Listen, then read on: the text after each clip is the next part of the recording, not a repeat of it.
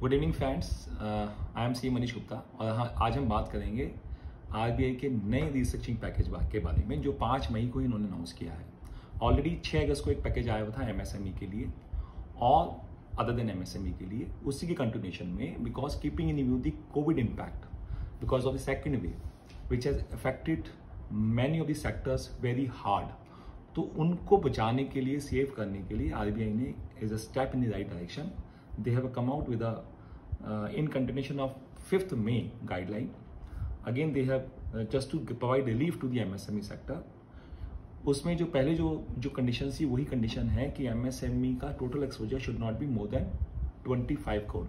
यहाँ एक्सपोजर का मतलब क्या है? Limits and outstanding which are is higher, जो भी आपका हायर होगा that is being treated as an exposure by the RBI. MSME की डेफिनेशन जो अभी जून 2020 में आई थी, गवर्नमेंट ऑफ इंडिया का नोटिफिकेशन आया था, जिसमें उन्होंने कहा था कि MSME are those where the turnover is less than 200 crore rupees up to 200 crore rupees and investment in plant and machinery, only plant and machinery, not including your land and building.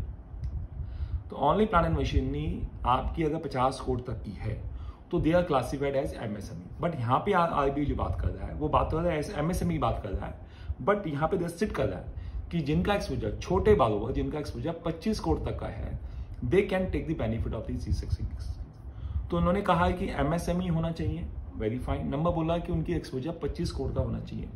Number 3 बोला उन्होंने GST registration होना चाहिए उनका, और GST registration उनके पास नहीं है तो वो एग्जम्पशन लिमिट के फॉल नीचे होना चाहिए उनका। 20 लाख की आपकी लिमिट है सभी सेक्टर में, 40 लाख की लिमिट है गुड्स एंड गुड्स के केस में, तो उस लिमिट के नीचे अगर बिलो बारोअर हैं तो उनको आप बेनिफिट दे सकते हैं। उन्होंने फिर कहा कि जो रीस्ट्रक्चरिंग पहले उन्होंने अनाउंस करी थी 6 अगस्त को, उससे पहले 11 फरवरी को और 11 फरवरी 2020 को, और उससे पहले 1 जनवरी 2019 को उन्होंने स्कीम लाए थे, रीस्ट्रक्चरिंग के लाए थे। उनमें अगर उन्होंने अवेल किया हुआ है तो वो बारोअर इस स्कीम में एलिजिबल नहीं है। मतलब if they have availed restructuring benefit then they are not eligible to take benefit under this exercise scheme, number 1। Number 2, 31 March 2021 को उनका अकाउंट स्टैंडर्ड होना चाहिए। स्टैंडर्ड मतलब कि उनका अकाउंट एनपीए नहीं होना चाहिए, ओवरड्यू होता है बट स्टैंडर्ड होना चाहिए, नंबर 1। नंबर 2, उन्होंने कहा 30 सितंबर तक इसको इन्वोक करना है। What do you mean by invocation? Invocation का मतलब ये है कि borrower has to apply and the lender has to agree, let us go ahead with the restructuring. इन्होंने आरबीआई ने ये भी कहा है कि रीस्ट्रक्चरिंग आपको उन्हीं केसेस में करना है जो एलिजिबल है। What do you mean bye eligible?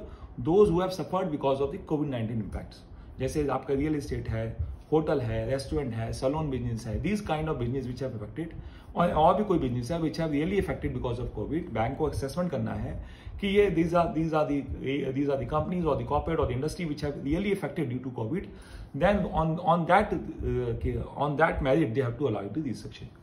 तो बारोअर को अप्लाई करना है इन्वोकेशन, मतलब ये है 30 सितंबर तक, उससे पहले अप्लाई करना है और इस लैंडर को एग्री करना है, and this exercise has to be completed by within 90 days. अगर आपने 30 सितंबर तक अप्लाई किया है तो 31 दिसंबर तक एक्सरसाइज कंप्लीट होनी चाहिए।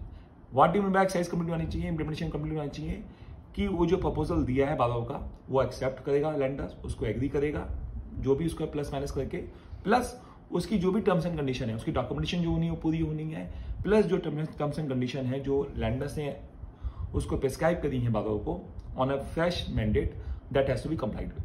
तो 90 डेज के अंदर एक्सरसाइज पूरी होनी चाहिए। नंबर दूसरी, अब उसके अलावा हम बात करेंगे कि अगर उद्यम रजिस्ट्रेशन नहीं है उसका, तो before implementation as an MSME if the registration required with Udyam, अगर वो रजिस्ट्रेशन नहीं है तो आपको before implementation of the restructuring package आपको वो रजिस्ट्रेशन ऑब्टेन करना है।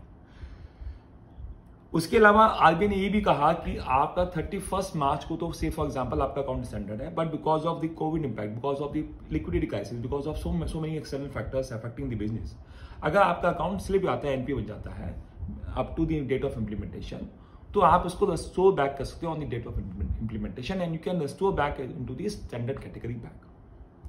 तो this is one of the.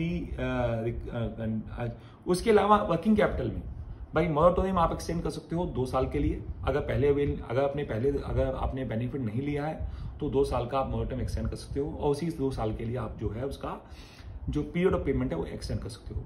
Working capital में आप उसकी डीपी को रीअसेस कर सकते हो, आप उसका मार्जिन रिड्यूस कर सकते हो। मार्जिन क्या होता है, आपका स्टॉक में माना 30% मार्जिन है, बुक डेट पे 40% मार्जिन है, बट आपका डीपी नहीं बन पा रहा बिकॉज आपका मूवमेंट ऑफ टर्नओवर नहीं है, आपका मूवमेंट नहीं हो पा रहा, आपका स्टॉक स्टकअप हो गया है, निकल नहीं पा रहा है, तो आपका डीपी नहीं निकल पा रहा है। तो बैंकर्स को, लैंडर्स को ये एडवाइस किया गया कि आप उसका मार्जिन कम कर सकते हैं, स्टॉक के ऊपर, बुक डेट के ऊपर आप उसका मार्जिन कम कर दीजिए।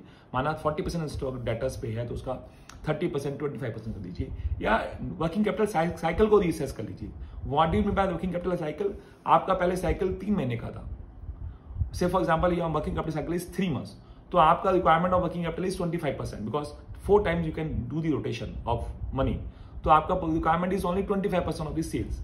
बट आपका because of this Covid, because of the external factors, आपका साइकिल बढ़ गया, it has come down to 4 months और it has come down to 6 months। So you are now able to rotate only 2 times, or 4 months, so you are able to rotate only 3 times. So accordingly your cycle has increased, so accordingly your working capital can be reassessed and your additional working capital can be granted. और आपका cycle in the sense आपका जो data collection period है, data collection period पहले आप you are able to realise in 90 days time, but because of COVID आपका जो cycle बढ़ गया, it has extended to 90 days to 120 days or 150 days. तो bankers, you can request the bankers to allow you the collection period, to extend the collection period to 120 days or 150 days as the case may be.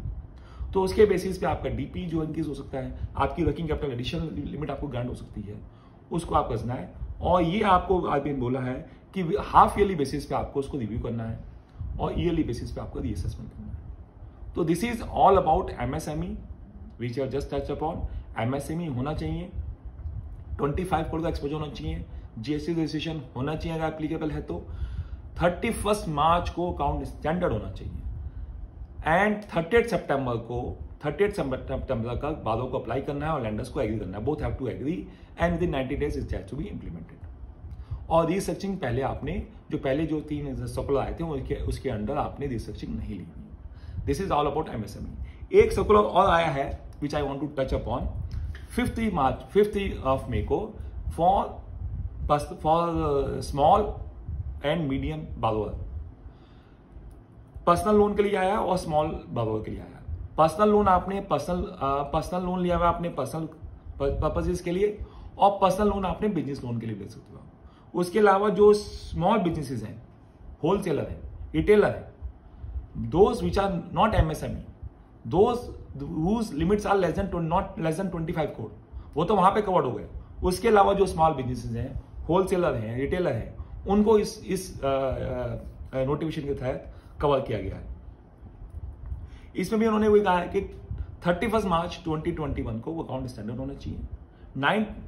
38 सितंबर तक they have to agree, the borrower has to apply, the lender has to agree, and within 90 days the exercise has to be completed.